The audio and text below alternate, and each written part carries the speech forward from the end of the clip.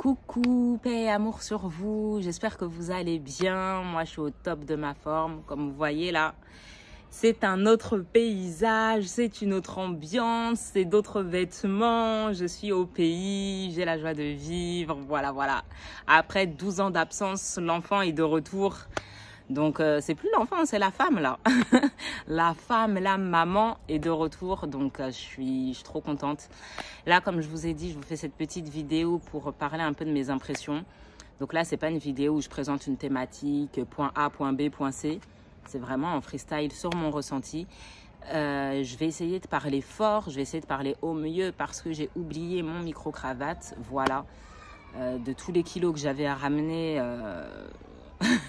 le micro, c'était la dernière chose qui m'est passée par la tête. Du coup, voilà. Alors déjà, je pense que le premier point que je vais aborder, c'est alors, est-ce que tu es impressionné? Est-ce que le bled, ça a changé? Qu'est-ce que tu as ressenti dès que tu es descendu de l'avion? Je vais commencer par l'avion. Alors, déjà, j'ai vu l'île à travers le hublot. La vérité, j'ai pleuré. Mais la vérité, j'ai pleuré. En plus, j'ai atterri, il était 6h30 du matin, lever du soleil, le soleil qui sort du Kartala comme ça, là. Oh, c'était tellement beau. J'ai dit, ça y est, je suis revenue. Je vois comment dire, mon île dans toute sa splendeur, en fait. Parce que c'était vraiment le lever du soleil comme ça. C'était... J'ai essayé de filmer, mais du coup, c'était en plein contre-jour, logique. Donc, on voit pas grand-chose, en fait. C'est un souvenir qui restera là. À l'ère des vidéos, tout ça, ça va rester là, ça va rester là. Et c'était magnifique. Déjà, même quand l'avion il est passé au-dessus, j'ai reconnu le Palais du Peuple. J'ai dit, mais là, c'est le Palais du Peuple. J'ai vu le U de Abdulhamid. J'ai dit, là, c'est mon école, là, c'est ci, là, c'est ci. Bref, je suis descendue de l'avion, j'étais tellement contente. Je faisais que dire à ma fille, Sarah, on est au pays, on est aux Comores, ça y est, là, on est à la maison et tout. Ma fille, elle était grave surexcitée. L'enfant, elle comprenait pas pourquoi. C'est la première fois qu'elle vient ici. Mais elle était là, ouais, on est aux Comores et tout. Bref. Et est-ce que le pays a changé? Non. En vrai, les gens, vous abusez. Vous m'avez tous dit, 12 ans que t'es pas rentré, tu vas voir, truc de ouf, je sais pas quoi, je sais pas quoi. La seule chose qui a changé, c'est qu'il y a des maisons qui ont pris un étage.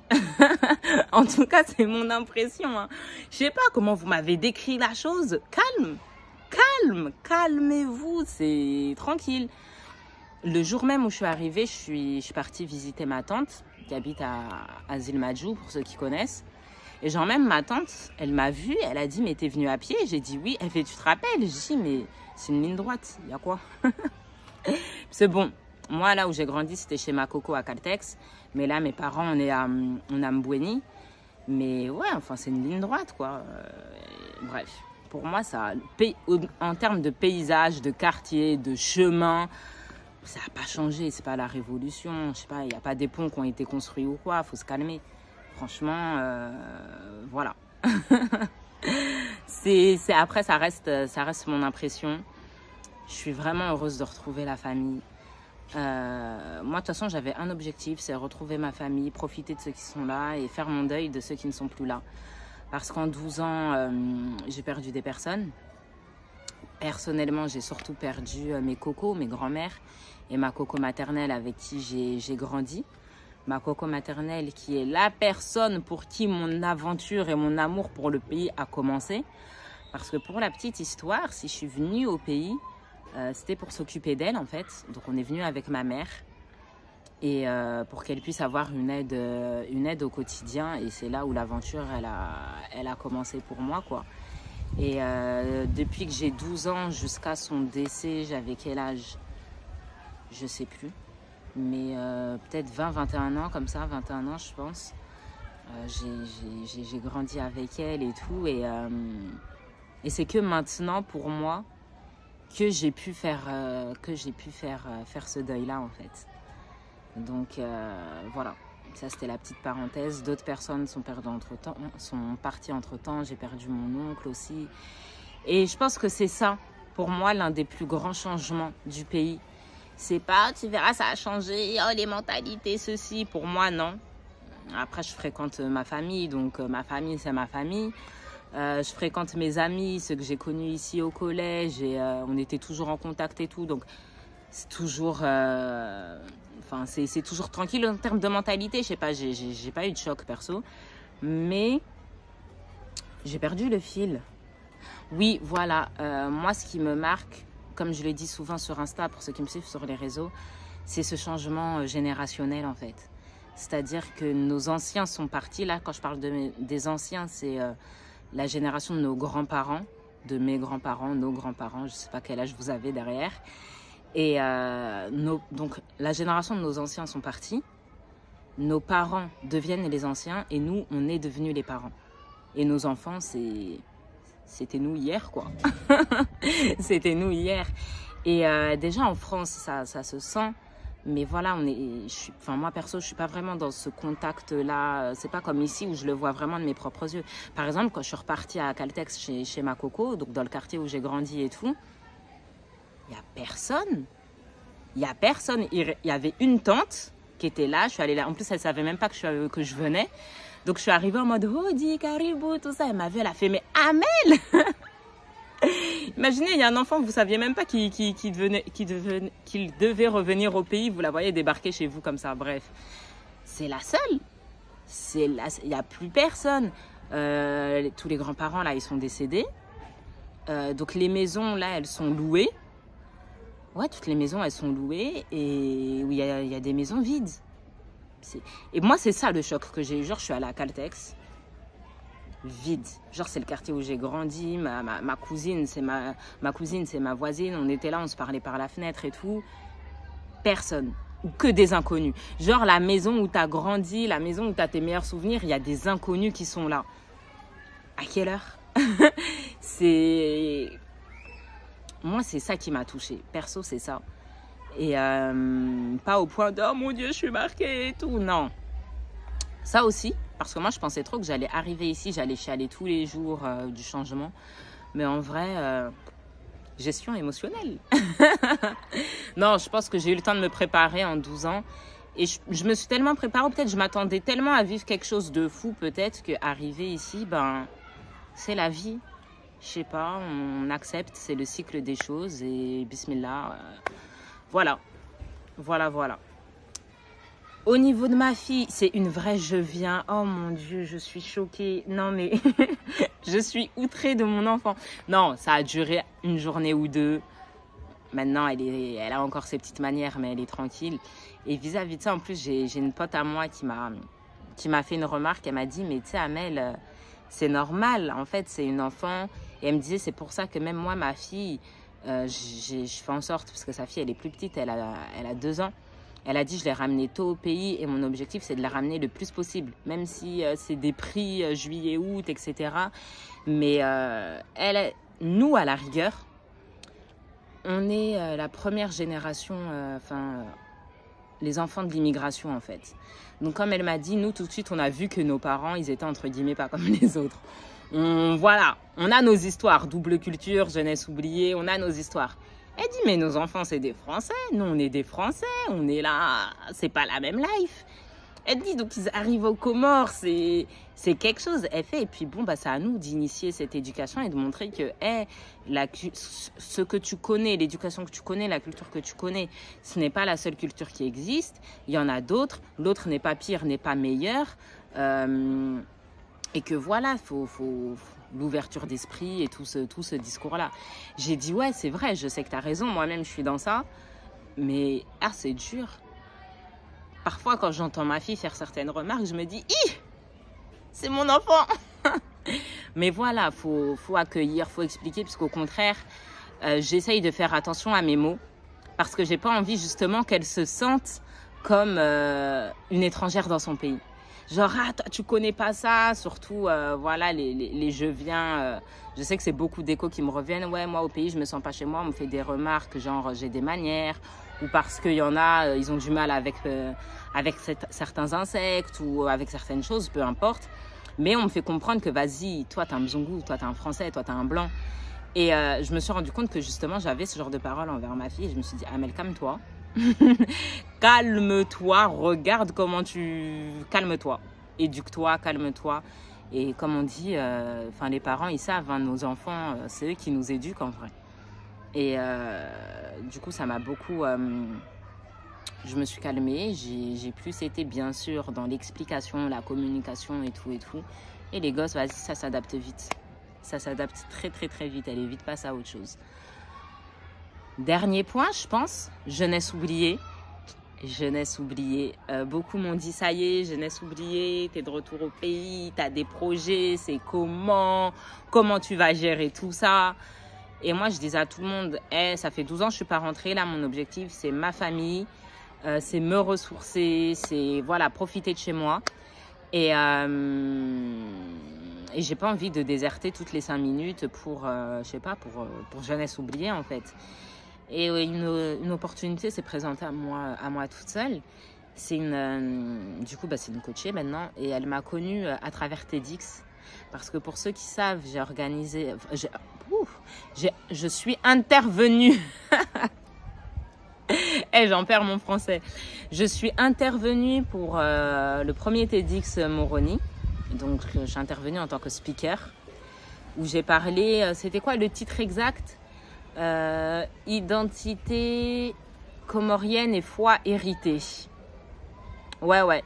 Je crois que c'était ça. Identité comorienne et foi héritée. J'ai bien dit héritée.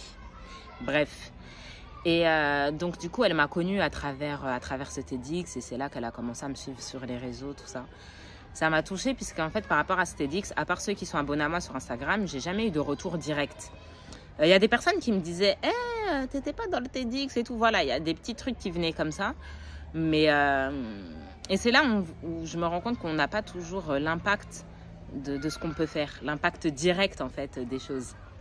Et là, il y a un soleil, je kiffe, une luminosité vraiment... Bref. Et franchement, ça m'a trop touchée quand elle m'a dit, elle m'a connue à travers le TEDx. J'ai dit, ah ouais, et tout. Et...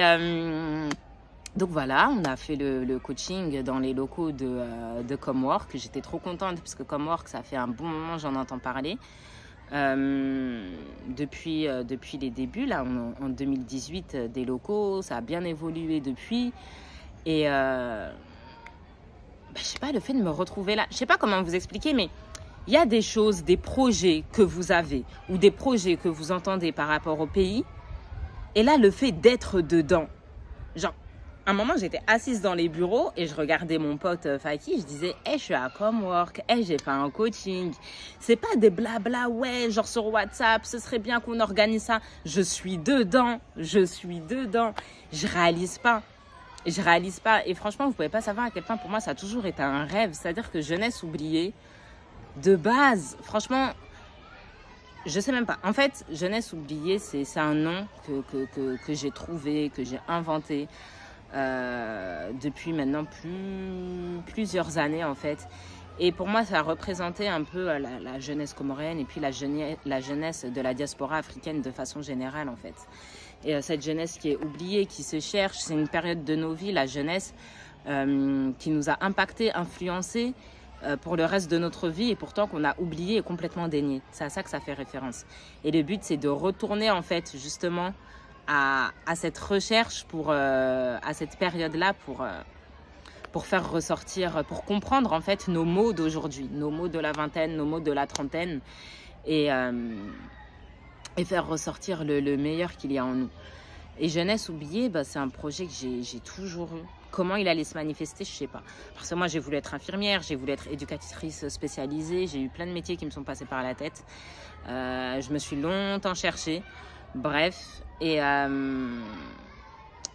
ça jeunesse oubliée, c'est concrétisé, réellement concrétisé, franchement, à partir de peut-être 2020, comme ça, vraiment. Et donc ça s'affine encore, on est qu'en 2023, ça n'a que 3 ans. Oh, 3 ans. Ça n'a que 3 ans.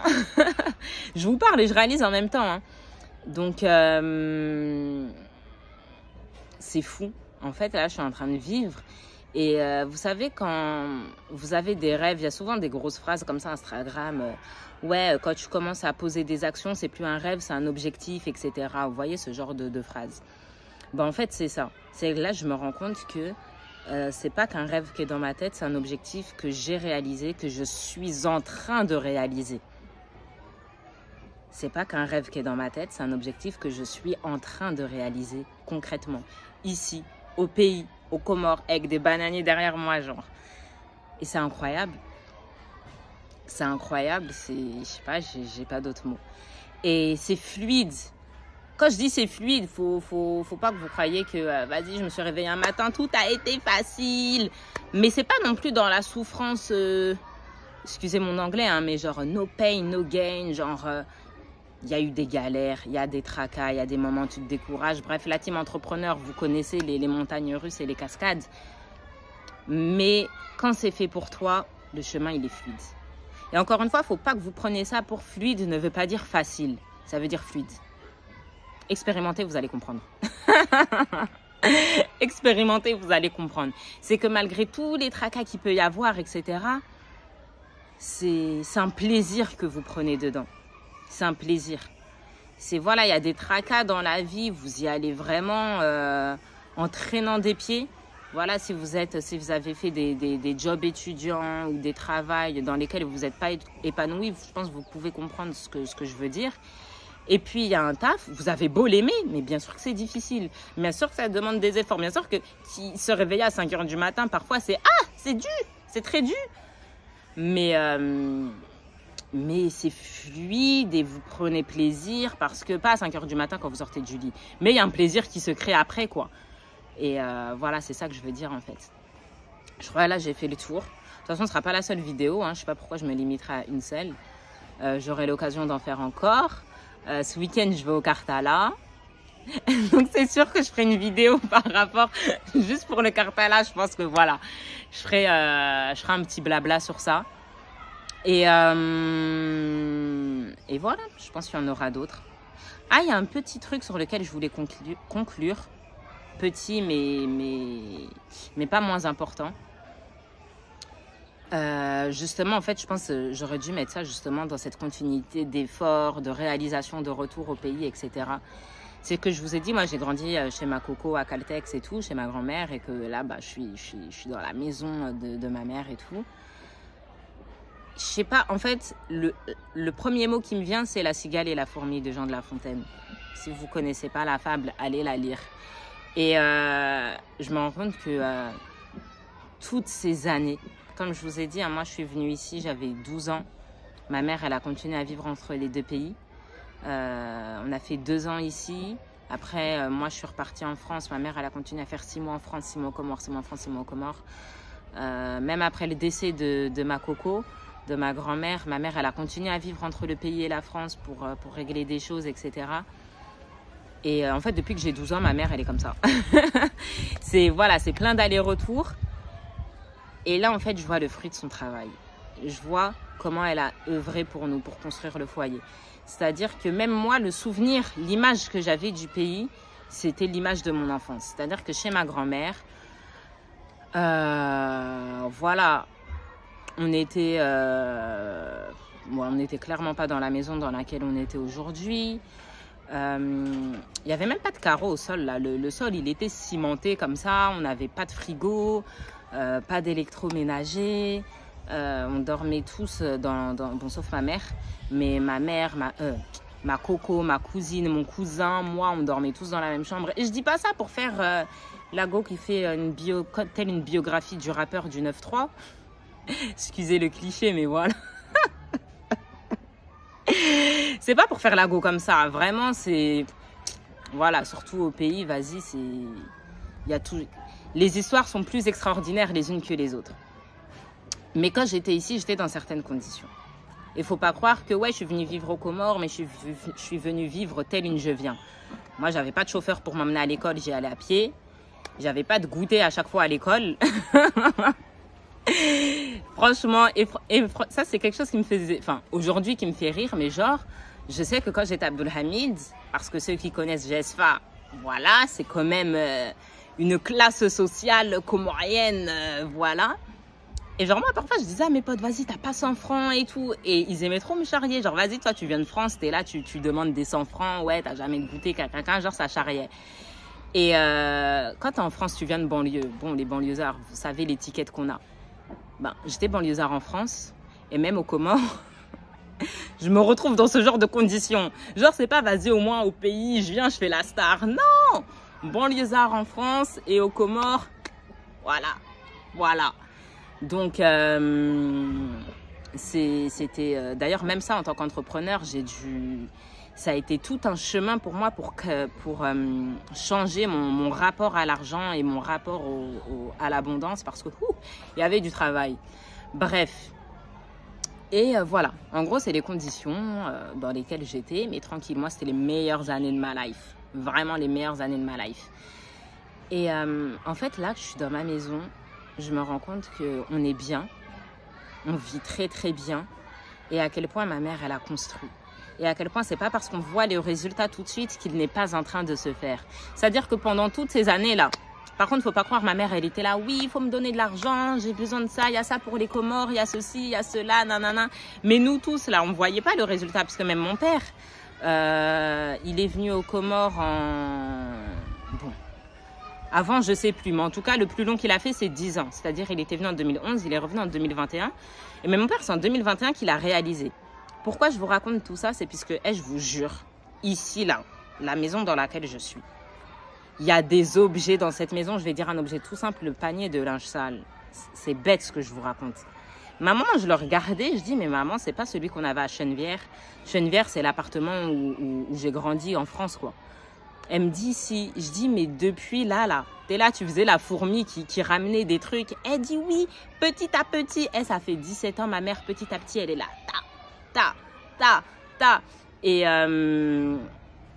aujourd'hui, là, je le ressens moins parce que je suis au bled, je suis là, il y a le soleil, je fais la belle. Mais je sais qu'en France, c'est vraiment j'œuvre tous les jours à me réapproprier l'instant présent et arrêter d'être dans la survie, en fait. Puisque, vas-y, on est surtout sur Paris, là. Puisque les autres, là, j'ai l'impression qu'ils n'ont pas le même mental. Mais en Ile-de-France, c'était toujours dans cette survie. Les prix, ils montent, la vie, elle devient chère. Le coût de la vie est difficile. Tu cours, faut ceci, faut cela, faut t'en sortir. Et puis, à côté, tu as des gens qui se font de l'argent facile pour rien. Tu as le monde de l'influence, des réseaux sociaux et tout. C'est n'importe quoi. Clairement, le monde tourne à l'envers, c'est n'importe quoi. Et moi, voir ça, ça m'a fait du bien. Parce que déjà, pour moi, c'est vraiment une œuvre. Comme je vous savais, déjà depuis que je suis revenue de Côte d'Ivoire, j'apprends à ralentir, à privilégier la qualité plutôt que la quantité et tout. Et là, voir ça chez moi, ça m'a fait trop du bien. Et je me suis dit, Amel, t'as le temps. Tranquille, regarde comment la vie, elle est belle. Et savourer, construire ça, en fait, la pérennité, c'est quelque chose qui se construit, qui prend du temps et c'est normal. C'est normal. C'est normal, en fait. Et j'ai l'impression d'avoir raconté l'histoire n'importe comment, donc je sais pas si ça apportera à certaines personnes. Mais et je l'ai dit à ma mère, hein, maman, tu peux être fière de toi et merci. Merci pour ce que tu as bâti pour nous, merci. Merci à mes parents pour leur œuvre, pour ce qu'ils ont fait pour nous, pour leurs enfants. Parce que je sais que c'est une chance que j'ai en fait, qui nous aient mis en priorité. Et qu'ils aient œuvré pour nous, parce que ma mère aussi, je sais qu'elle avait des remarques pendant ces 17 longues années. Ma mère, elle me disait, parce que ma mère, quand elle partait au pays, elle disait à personne. C'est les gens, ils la voyaient aux Comores, oh, t'es là. Et je sais qu'elle me dit, ouais, parfois les gens ils me faisaient des remarques, ouais, de toute façon, t'as ton mari, il est riche et tout, tu fais que des allers-retours, t'es tout le temps là, nanana. Mais nous, on sait. Nous qui avons vécu là, on sait très bien tout ce que ça a demandé comme effort, tout ce que ça a demandé comme sacrifice. Et aujourd'hui, alhamdoulilah, franchement, alhamdoulilah. Et pareil, aujourd'hui, vous êtes bien, mais mes parents, ils ne sont pas réveillés un matin. Il faut qu'on construise la maison, il faut qu'on fasse des conteneurs pour ramener des meubles Ikea. Ça fait 17 ans que les allers-retours sont là. Et même en soi, notre maison, elle est là depuis 99, quand mes parents, ils ont fait leur grand mariage. J'ai l'impression de trop raconter ma vie, là. Moi, je suis pas comme ça d'habitude. Bref, c'est gênant. En plus, ce sera sur YouTube. Mais les choses ont pris du temps. 99, on est en 2023, les gens. On est en 2023. Et non, ils sont un super exemple pour moi. Déjà, mes parents, je suis heureuse des valeurs qu'ils nous ont inculquées, de l'éducation qu'ils nous ont donnée. Surtout moi-même, je suis mère aujourd'hui. Je suis belle-mère. Parce qu'être mère, c'est une chose. J'avais une fille. Maintenant, je suis belle-mère. J'ai 3 enfants. Je constate d'autres choses encore. Excusez-moi. il n'y a que l'instant présent qui compte. Là, je dis ça, là. Encore une fois, je suis ici. Quand je vais revoir cette vidéo dans 3 mois, quand le rythme parisien m'aura remonté à la tête, je vais dire, moi, je suis là à l'instant présent. Je vais grave rigoler de moi-même en mode, on dirait EDF, il a que ça à faire de mon instant présent. Mais bon, en tout cas, j'espère que cette vidéo, elle vous aura plu. J'espère qu'elle vous aura apporté quelque chose. Pour les coachings, je vais remettre des créneaux, là. Je vais remettre des créneaux, je vais rouvrir tout ça. Donc si vous voulez un coaching pour qu'on puisse parler que je puisse vous apporter, contribuer à votre évolution pour la gestion des émotions, affirmer son identité tout en prenant en compte justement cette double culture, cette richesse culturelle, l'héritage spirituel, quel qu'il soit, ma porte elle est là, ma porte elle est ouverte. N'hésitez pas à aller sur mon site où vous pourrez voir plusieurs avis aussi. Je vais ouvrir des tarifications aussi spéciales pour le continent, puisque pas forcément les Comores, mais le continent en soi. Et voilà, je vous dis à très bientôt. Prochaine vidéo, comme je vous ai dit, je pense que ce sera pour le Karthala. Et voilà, paix et amour sur vous. Que le divin vous illumine de sa lumière, que vous soyez emplis de paix intérieure, d'amour pour vous, envers les autres, dans vos foyers, dans vos familles. Et à très bientôt.